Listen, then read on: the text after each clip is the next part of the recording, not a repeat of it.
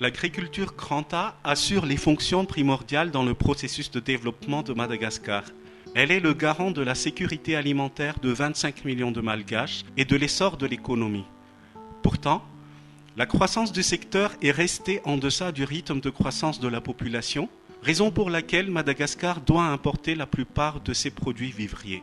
Traditionnellement, l'approche de production agricole se limite à la collecte, puis la vente directe sans transformation aux opérateurs de marché.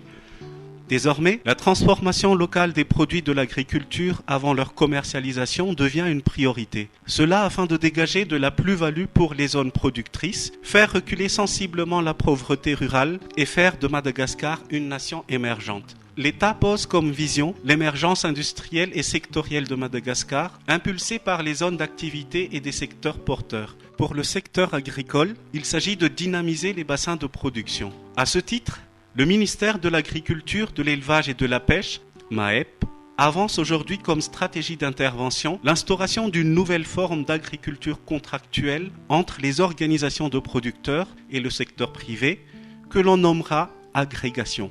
Voyons en quoi cela consiste. L'agrégation agricole est un système d'agriculture contractuelle gagnant-gagnant, apportant de la garantie et plus de visibilité en affaires aux industriels et entrepreneurs agricoles et intégrant davantage les producteurs dans l'émergence agricole. En effet, les régions de Madagascar disposent chacune de potentiels de croissance dans l'agriculture, l'élevage et ou la pêche. Porteur d'un projet agricole, un opérateur privé qui peut tout aussi bien être un transformateur agro-industriel va venir regrouper autour de son projet des agriculteurs, éleveurs ou pêcheurs déjà organisés en coopérative. L'ensemble va former une agrégation agro-industrielle.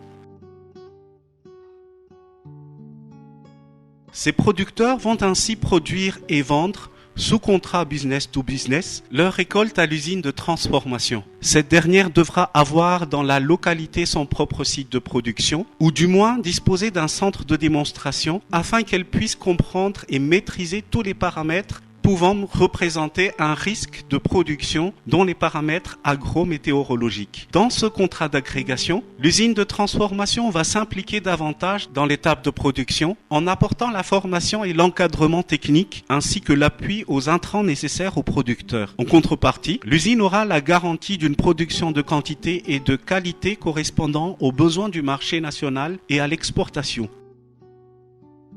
En tant que facilitateur, le ministère de l'Agriculture, de l'Élevage et de la Pêche veut attirer le secteur privé à investir un peu plus dans le secteur. Cela par la nouvelle loi sur l'agrégation et les infrastructures structurant, barrages, pistes de désenclavement des bassins de production, magasins de stockage, centres de collecte, un nouveau mécanisme de financement pour appuyer cette stratégie d'agrégation.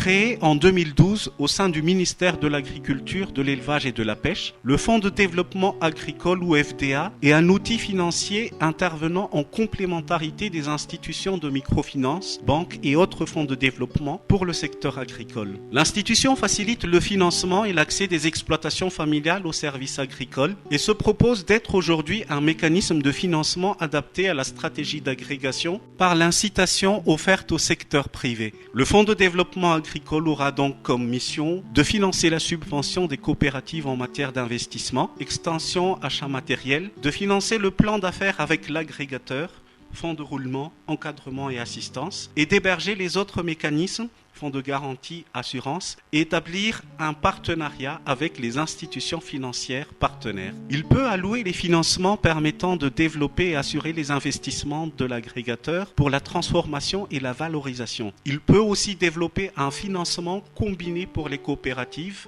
agrégées et le privé agrégateur.